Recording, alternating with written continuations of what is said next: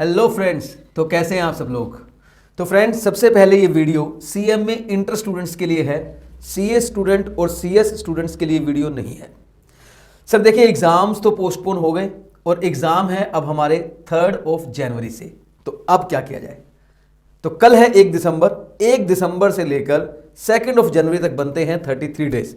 तो इन 33 डेज में हम लोग अपने एग्जाम की प्रिपरेशन कैसे करें, इसके लिए ही मैं आपसे बात करने आया हूं। तो मैं लेके आया हूं आपके लिए एक मास्टर प्लान जो डिस्कस करेगा फॉर द नेक्स्ट 33 डेज की प्रिपरेशन के लिए from the 1 December to 2 January, right. तो देखिए सर, प्लान क्या है। सबसे पहली बात, ये जो प्लान है ये ग्रुप 1 के स्टूडेंट्स के लिए है और जो ग्रुप 2 के स्टूडेंट हैं वो भी इसको फॉलो कर सकते हैं सेम सीक्वेंस पे। लेकिन जो स्टूडेंट बोथ ग्रुप दे रहे हैं उनके लिए प्लान नहीं है, उनके लिए मैं अलग प्लान बनाऊंगा। लेकिन अभी जो प्लान बना रहा हूं वो एक ग्रुप जो दे रहे हैं उनके लिए बना रहा हूं और मैंने इसमें जो एग्जांपल के लिए रूप में लिया है वो ग्रुप नंबर 1 लिया है। सर देखिए, ग्रुप 1 में हमारे पास 4 सब्जेक्ट है। Financial accounting pure practical subject है, laws and ethics pure theoretical subject है, direct taxation logical and practical है। इसे हम थ्योरेटिकल सब्जेक्ट नहीं कहते, लॉजिकल सब्जेक्ट कहते हैं। Cost accounting pure practical subject है। तो हमारे पास ग्रुप 1 में 4 पेपर हैं जिसमें 3 प्रैक्टिकल सब्जेक्ट है और 1 थ्योरी सब्जेक्ट है। तो इसकी प्रिपरेशन हम कैसे करेंगे, लुक एट दिस। इसके लिए मैंने प्लान बनाया है फॉर द 33 डेज। आप एक काम करिए, इन 33 डेज को फर्स्ट 24 डेज अलग कर लीजिए और नेक्स्ट 9 डेज अलग कर लीजिए। सर ऐसा क्यों कर रहे हो, इसके पीछे रीजन है, मैं आपको रीजन बताऊंगा कि मैंने 24 डेज इधर क्यों किए हैं और 9 डेज इधर क्यों किए हैं। ध्यान सुनना, फर्स्ट 24 डेज आपको स्टडी कैसे करनी है। आपको फर्स्ट डे पढ़ना है cost accounting and law and ethics. मतलब मैं ये कहना चाह रहा हूं कि आप एक दिन 2 सब्जेक्ट पढ़ो, फिर नेक्स्ट दिन जो दूसरे 2 सब्जेक्ट है वो पढ़ो। आप एक दिन में 4 सब्जेक्ट मत पढ़ो। ये मेरा व्यू है, मेरा ओपिनियन है। आपको अगर कुछ और सही लगता है तो आप वैसे भी कर सकते हो। जो मेरा ओपिनियन है मैं वो बता रहा हूं आपको। तो आपको पहले 24 दिन के लिए 2 सब्जेक्ट एक दिन में और नेक्स्ट डे में जो अनदर 2 सब्जेक्ट है वो पढ़ने चाहिए। अब स्टूडेंट कहता है 2 कौन से होने चाहिए, कॉम्बिनेशन कौन सा होना चाहिए, कैसे चॉइस करें, ये मैंने आपको करके दिया है। देखिए, कॉस्ट अकाउंटिंग एक प्योर प्रैक्टिकल सब्जेक्ट है, law and ethic pure theoretical है। तो आप इन दोनों का कॉम्बिनेशन बना सकते हैं। और दूसरी तरफ अकाउंट्स प्रैक्टिकल है, डायरेक्ट टैक्स भी प्रैक्टिकल है, लेकिन वो साथ में लॉजिकल भी है। तो एक कॉम्बिनेशन आप वो बना सकते हैं। तो आप एक काम कर सकते हैं, एक दिन cost and law and ethic पढ़ेंगे और एक दिन direct tax and financial accounting पढ़ेंगे। सर देखिए, कॉस्ट अकाउंटिंग के लिए आपको 7 to 8 आवर्स एक दिन में निकालने हैं, जबकि लॉज एंड एथिक के लिए आपको 5 to 6 आवर एक दिन में निकालने हैं। सर मैं आपको बताऊं, आपको अप्रोक्सीमेटली 12 to 13 आवर्स या 12 to 14 hours in a day study करनी है। सर ज़्यादा नहीं हो गए, बिल्कुल भी ज़्यादा नहीं है सर। एग्जाम है सर, आपके सीएमए के स्टूडेंट हो, 12 से 14 घंटे भी नहीं पढ़ोगे एक दिन के अंदर, और वो भी तब जब एग्जाम में 33 डेज रह गए और कुछ करना भी नहीं है, सिर्फ स्टडी ही करनी है, तब भी नहीं पढ़ोगे यार। फिर कब पढ़ोगे बता दो आप मुझे। तो 12 to 14 आवर्स आपको एक दिन में पढ़ना है। फर्स्ट 24 डेज की बात कर रहा हूं, फर्स्ट 24 इन 33 में फर्स्ट 24, यानी कि 1 दिसंबर से लेकर 24 दिसंबर तक की बात कर रहा हूं। सर कॉस्ट अकाउंटिंग को 7 से 8 घंटे मैंने क्यों बोला है, वो मैंने इसलिए बोला है सर क्योंकि यहां पे आपको प्रैक्टिकल क्वेश्चन भी करने हैं, प्रैक्टिकल क्वेश्चन भी सॉल्व करने हैं। आपका एग्जाम में डिस्क्रिप्टिव भी आएगा, आप जानते हैं, और एमसीक्यू में भी प्रैक्टिकल क्वेश्चन आएंगे। तो आपको 7 to 8 आवर प्रैक्टिकल क्वेश्चन करने हैं और लॉ एंड एथिक्स जो है वो थ्योरेटिकल सब्जेक्ट है, वो 5 to 6 आवर इनफ है। हाँ, अब आप इसमें एक और वेरिएशन करेंगे। वो क्या वेरिएशन है, जैसे आपने सोचा कि आप 8 आवर्स कॉस्ट पढ़ेंगे, मैं हायर वाला ले रहा हूं, मैं मेरे स्टूडेंट से अच्छा एक्सपेक्ट कर रहा हूं, और 6 आवर आप लॉ एंड एथिक्स पढ़ेंगे। तो आप एक काम कर सकते हैं, 2 आवर्स कॉस्ट अकाउंट पढ़ लिया, and then 2 hour law and ethic पढ़ लिया, देन 2 आवर कॉस्ट अकाउंट पढ़ लिया, then 2 hour law and ethic पढ़ लिया। इस तरीके से भी कर सकते हैं, क्योंकि फिर आपका जो इंटरेस्ट है वो चेंज होता रहेगा, आप बोर नहीं होंगे। तो इस तरीके से कर सकते हैं। और सेकंड अल्टरनेटिव डे में आप क्या करेंगे, डायरेक्ट टैक्स और फाइनेंशियल अकाउंट करेंगे। डायरेक्ट टैक्स पे फिर मैंने 7 to 8 आवर्स लिए हैं और फाइनेंशियल अकाउंट पे 5 to 6 आवर लिए हैं। सर यहां पर डायरेक्ट टैक्स में 7 to 8 आवर मैंने इसलिए लिए क्योंकि यहां बहुत सारे पॉइंट्स हैं जो आपको याद रखने हैं।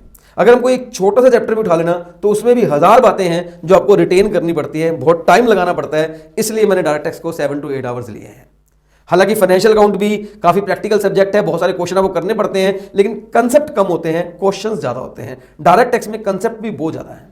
इसलिए पहले 24 दिन हम क्या करने वाले हैं, एक दिन 2 सब्जेक्ट और एक दिन 2 सब्जेक्ट। दो कौन कौन से, cost accounting and law and ethics, और दूसरे दिन direct tax and financial accounting. और मैं उम्मीद करता हूं पहले 24 दिन आप 12 से 14 घंटे एक दिन में जरूर पढ़ेंगे।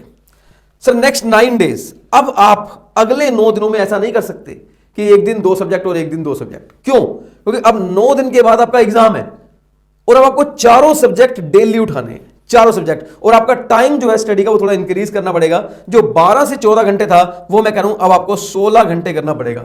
सर 16 घंटे ज्यादा नहीं है, बिल्कुल भी ज्यादा नहीं है यार। एग्जाम के 9 दिन बचे हैं और अब आप 16 घंटे भी नहीं पढ़ सकते। दिन में 24 घंटे होते हैं यार, 6 घंटे सो भी जाओगे, 2 घंटे अदर वर्क भी हो जाएंगे, खाना पीना जो भी है, फ्रेश होना एटसेट्रा एटसेट्रा, 8 घंटे तो भी काम करना चाहिए ना, 8 और 8 16 घंटे। तो 16 घंटे तो आपको लास्ट के 9 डेज में पढ़ना ही पढ़ना है सर। इसके लिए मैंने बोला financial accounting 4 hour, law and ethics 6 hour, DT 3 hour, cost accounting 3 hour. इसके पीछे भी लॉजिक है सर। देखिए लॉ एंड एथिक पर 6 घंटे मैंने इसलिए लगाए हैं क्योंकि हमें यहां पर बहुत सारी चीजें रटनी पड़ती हैं, बहुत सारी चीजें याद करनी पड़ती है कि हमें लिखना है, वहां पर ये याद रखना है। तो ज्यादा टाइम आप लास्ट में इस पर दो कि आपका जो रट्टाफिकेशन वाले टॉपिक्स है जिसमें आपको रिटेन करना है, आप उसका फोकस कर सको।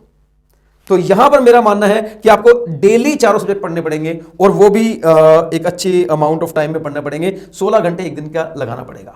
सर फर्स्ट 24 आवर की बात करूं मैं, फर्स्ट 24 डेज की बात करूं मैं, तो देखिए सर आपने कॉस्ट अकाउंटिंग और डायरेक्ट टैक्स दोनों 84 to 96 आवर पढ़ लिए। बहुत होते सर, अगर आप एग्जाम से पहले 84 to 96 आवर पढ़ लेते हैं, इतने आवर में तो लगभग पूरा सिलेबस ही रिवाइज हो जाता है अच्छे से। और आप तो रिवाइज कर चुके हो, आप तो रिवाइज कर रहे हो, एक बार तो आप पढ़ चुके हो एटलीस्ट। नहीं भी पढ़ा मैं तो कहता हूं तब भी आप कर सकते हो इसको। देखो 84 to 96 आवर, मतलब ये प्लान अगर आपने पहली बार पढ़ना शुरू किया है तो भी कामयाब हो सकता है, तब भी आपको कामयाबी मिल सकती है। क्यों? अगर आप डायरेक्ट टैक्स 84 to 96 आवर यानी कि 96 आवर अगर मैं हायर लेवल पे लेके चलूं, 100 घंटे अगर आपने टैक्स पढ़ लिया तो यार टैक्स तो वैसे ही पूरा हो जाएगा कंप्लीट। कॉस्ट अकाउंटिंग भी तो टाइम मिल रहा है आपको, फाइनेंशियल अकाउंटिंग के लिए आपको 60 to 72 आवर्स मिल रहे हैं, लॉ एंड एथिक्स के लिए भी आपको 60 to 72 आवर मिल रहे हैं। हाँ, जब लास्ट 9 डेज आएंगे सर, मेरी बात बहुत ध्यान से सुनना, यहां बड़ा इंपॉर्टेंट है, ये सबसे बड़ा क्रक्स है। लास्ट के 9 डेज में आप क्वेश्चन मत याद करना शुरू कर देना।